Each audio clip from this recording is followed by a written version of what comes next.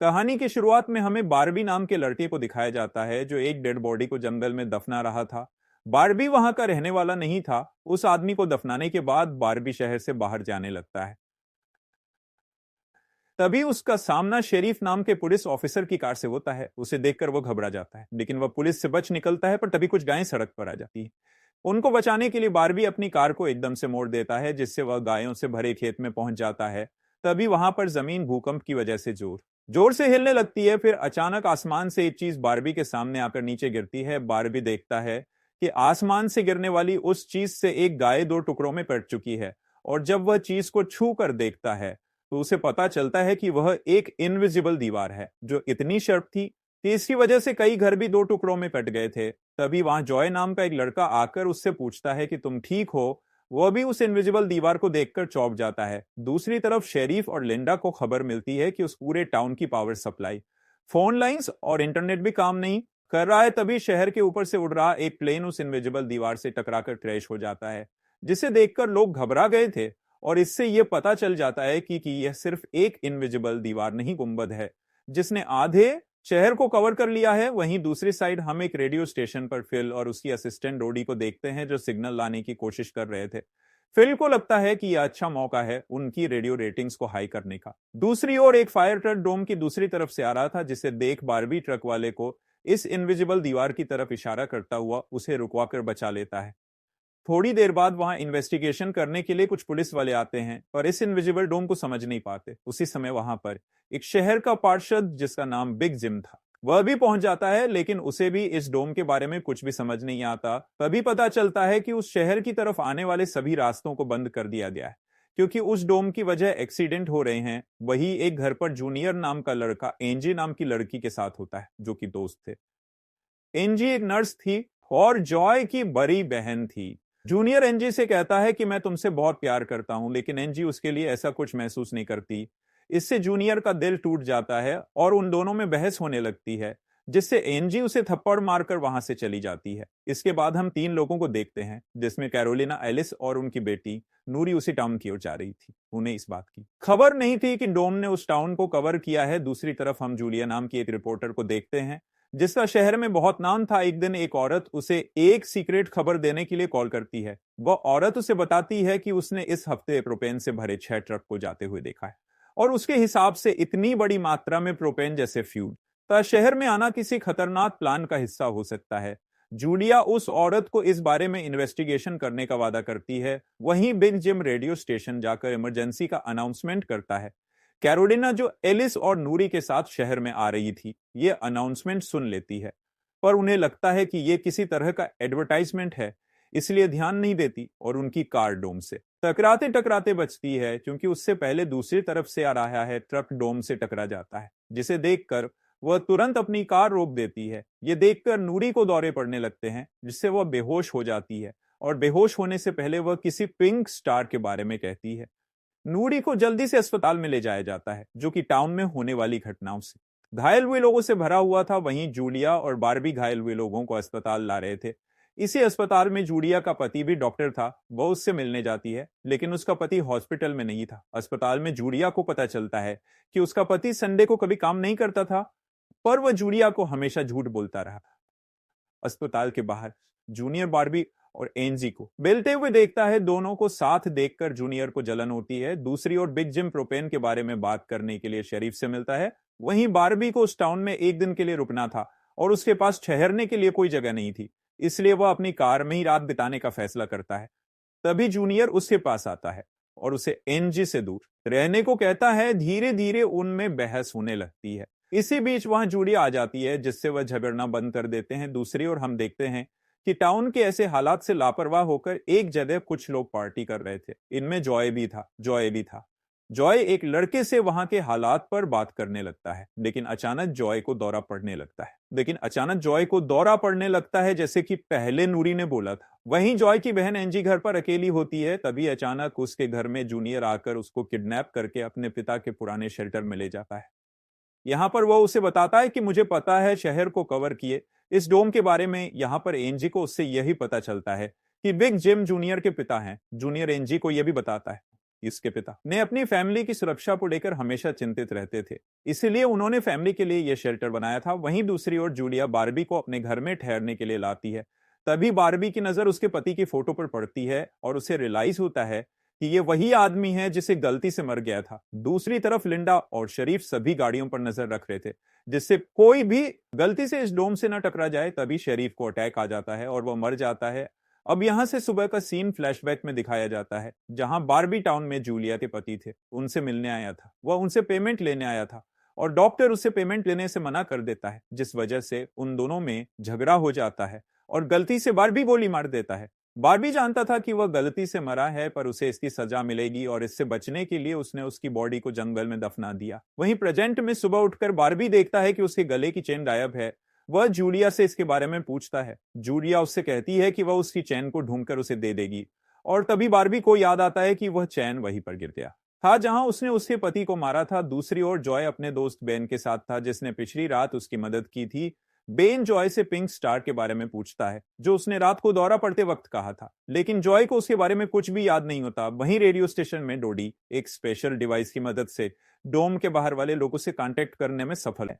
वह सोल्जर को आपस में बात करते हुए सुन सकती थी, पर वह उनसे कुछ नहीं कहती। वहां सोल्जर भी कंफ्यूज थे कि आखिर ये इनविजिबल दीवार क्या है। दूसरी तरफ बिग जिम रेस्टोरेंट में बैठा ब्रेकफास्ट कर रहा होता है कि लिंडा वहां जाकर उसे शरीफ के मरने की खबर सुनाती है, जिससे वह लोग तुरंत डेड बॉडीज को दफनाने वाले के पास जाते हैं, जिसका नाम लेस्टर था। किसी को मदद के लिए बुलाने की पूरी कोशिश करती है, पर वह कामयाब नहीं होती। तभी जूनियर वहां आता है और उसे चैन के जरिए बेड से बांध देता है। वहीं बिग जिम लेस्टर को अपने साथ लेकर आता है, जो कि शरीफ का ही दोस्त था। शरीफ की मौत से वो बहुत दुखी होते हैं जब लिंडा उनके आसपास नहीं। तब वह और बिग जिम पिछले महीने होने वाले प्रोपेन के इंपोर्ट के बारे में बात करते हैं कि प्रोपेन के इंपोर्ट में उन तीनों का ही हाथ था और उन्होंने टाउन वालों से यह बात छुपाई थी। उसके बाद लिंडा पुलिस स्टेशन आती है तो देखती है कि बिग जिम शरीफ के ऑफिस में कुछ ढूंढ रहा है। लिंडा के पूछने पर जिम उसे कहता है कि वह वहां शरीफ की वसीयत के पेपर ढूंढ रहा है, लेकिन वह वहां प्रोपेन के इंपोर्ट से जुड़े पेपर्स को ढूंढने आया था, जो उसे और लेस्टर को परेशानी में डाल सकते थे। वह तुरंत बाहर आकर शरीफ को बताता है कि मुझे लगता है वो पेपर शरीफ के घर में होंगे, जिन्हें लाने के लिए वह लेस्टर को तुरंत उसके घर भेजता है। इसी बीच जूलिया जल्दी से रेडियो स्टेशन पर डोडी के पास जाती है, जहां वो देखती है कि वह लोग डिवाइस के जरिए डोम के बाहर खड़े सैनिकों की बातचीत सुन रहे हैं। उनकी बात सुनने पर जूलिया को पता चलता है कि वह लोग जमीन खोद कर डोम को बाहर निकालने की कोशिश कर रहे हैं, पर वह इस काम में कामयाब नहीं हो पा रहे हैं। इसके बाद जूलिया रेडियो के जरिए पूरे टाउन में डोम वाली खबर को फैला देती है, जिससे लोगों में डर पैदा हो जाता है और लोग घबरा जाते हैं। वहीं जॉय और बेन बॉर्डर के पास साइंटिस्ट को अपना काम करते हुए देखते हैं। साइंटिस्ट ये देखते हैं कि डोम के ऊपर पानी का क्या असर होता है, पर उन्हें ज्यादा कुछ समझ नहीं आ रहा था, जिससे वो किसी नतीजे पर नहीं पहुंच पाते। वही जॉय देखता है कि यह डोम एक छलनी की तरह है। वह वैन को बताता है कि इस डोम में से मामूली सा पानी आर पार जा सकता है। दूसरी ओर बार्बी अपनी चैन ढूंढने जूलिया के पति के केबिन में जाता है। वहां से उसका चैन मिल जाती है। तभी जूनियर वहां आकर उसे देख लेता है। बार्बी को लगता है कि शायद उसने उसे चैन ढूंढते हुए देख लिया है और इसीलिए वह जूनियर को बहुत बुरी तरह से मारता है। उधर लेस्टर शरीफ के घर पहुंचकर प्रोपेन इंपोर्ट के पेपर्स को ढूंढने लगता है। पेपर्स उसे मिल जाते हैं, तभी वह उन्हें जला देता है। जब वह वहां से जाने लगता है तो उसका पैर लगने से पेपर्स में लगी हुई आग घर के पर्दों पर लग जाती, जिससे आग की लपटें पूरे घर में फैल जाती हैं और पूरा घर जलने लगता है, जिसे देखकर बहुत सारे लोग जमा हो जाते हैं और आग बुझाने की कोशिश करते हैं, पर फायर ट्रक के बिना आग बुझाने आसान नहीं था। अगर वह लोग घर को जलने देते तो डोम के अंदर का टेम्परेचर बढ़ने से लोगों की जान भी जा सकती थी। इसलिए सब मिलकर आग बुझाने में लग जाते हैं। बार्बी लोगों को आग बुझाने में मदद करता है। तभी लिंडा को घर के अंदर से लेस्टर की चीखने की आवाज सुनाई देती है। वह अंदर जाकर उसे घसीटकर बाहर निकाल लाती है और इलाज के लिए डॉक्टर के पास भेज देती है। यहां पर आग और भड़क जाती है। फिर जिम लोडर लेकर आता है और घर को गिरा देता है। घर गिरने से आग पर काबू पा लिया जाता है। इसके बाद सारे थे हुए लोग इकट्ठा होते हैं। उनमें से पॉल नाम का एक पुलिस वाला फ्रस्ट्रेट होकर कहता है कि हम सभी लोग इस डोम से कभी भी बाहर नहीं निकल पाएंगे, क्योंकि यह डोम धुएं का भी बाहर नहीं निकलने दे रहा। वह कहता है कि हम सभी इस डोम के अंदर ही मरने वाले हैं। इतना कहता हुआ वह हवा में गोली चला देता है, जो डोम से टकराकर एक दूसरे पुलिस वाले को लग जाती है और वह मर जाता है। पॉल को अरेस्ट कर लिया जाता है। अंधेरा होने पर जॉय और उसके दोस्त स्केटिंग के लिए जाते हैं। तभी वहां पर नूरी जॉय के पास आकर उसे कहती है कि उसे अपना फोन चार्ज करना है। जॉय उसे अपने घर ले जाता है क्योंकि उसके घर में जनरेटर था। उधर लिंडा पॉल को जेल लेकर आती है। वहां कुछ लोग पुलिस स्टेशन के बाहर प्रोटेस्ट कर रहे थे।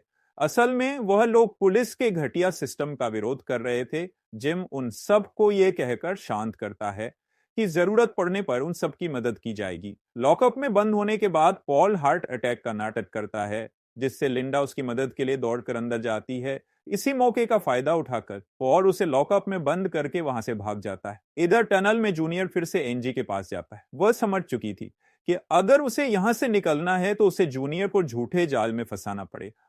इसीलिए वह उसे अपने बचपन की यादें साझा करती है, जब वह दोनों एक बंद टनल में जाया करते थे, और कहती है कि हो सकता है डोम का टनल पर कोई असर नहीं हुआ हो तो वह लोग वहां जा सकते हैं। जूनियर अकेले ही उस टनल में जाने का प्लान बनाता है। वहीं जिम जब पुलिस स्टेशन में आता है तो पॉल की जगह लिंडा को लॉकअप में बंद देखता है। वह उसे लॉकअप से बाहर निकालता है।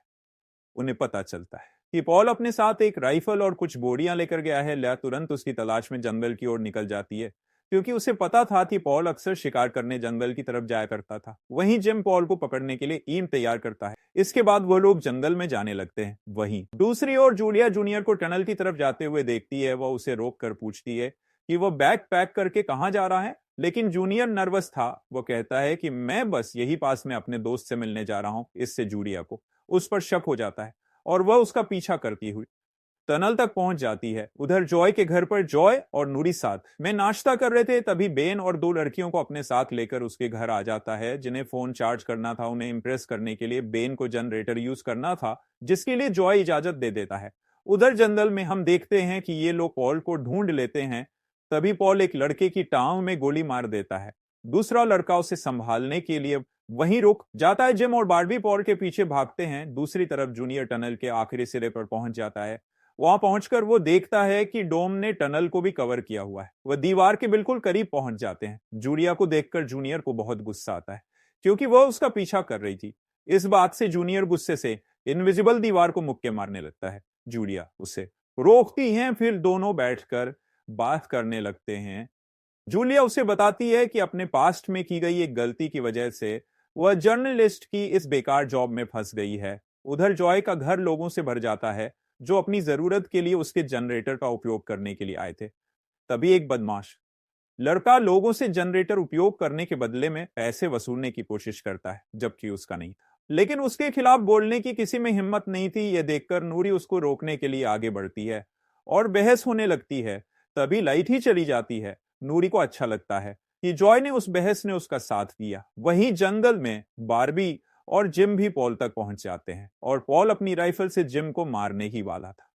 तभी पीछे से लिंडा जाकर उसे शूट कर देती है। दूसरी ओर कैरोलिना जॉय के घर जाकर अपनी बेटी नूरी से मिलती है। वह नूरी को डांट लगाती है। उसकी डांट सुनकर जॉय और नूरी एक दूसरे का हाथ पकड़ लेते हैं, जिससे एक स्पार्क पैदा होता है और दोनों को दौरे पड़ने लगते हैं। वह दोनों एक साथ किसी पिंक स्टार के बारे में बोलते हैं। उधर जूनियर शेल्टर में एनजी के पास फर्स्ट एड किट लेकर जाता है। एनजी उसके जख्मों पर पट्टी करती है और चुपके से सीजर अपने पास रख लेती है। वहीं हम देखते हैं कि जूलिया और बार्बी दिन भर की थकान के बाद वापस घर लौटते हैं। लेकिन जूलिया जूनियर की बातें सुनने के बाद से ही बार्बी पर शक करने लगी थी, और जब बार्बी नहाने जाता है तो जूलिया उसका सामान चेक करने लगती है। इसी के साथ ये फर्स्ट सीरीज खत्म हो जाती है। दोस्तों, इस सीरीज के नेक्स्ट एपिसोड को देखने के लिए सब्सक्राइब करना मत भूलना।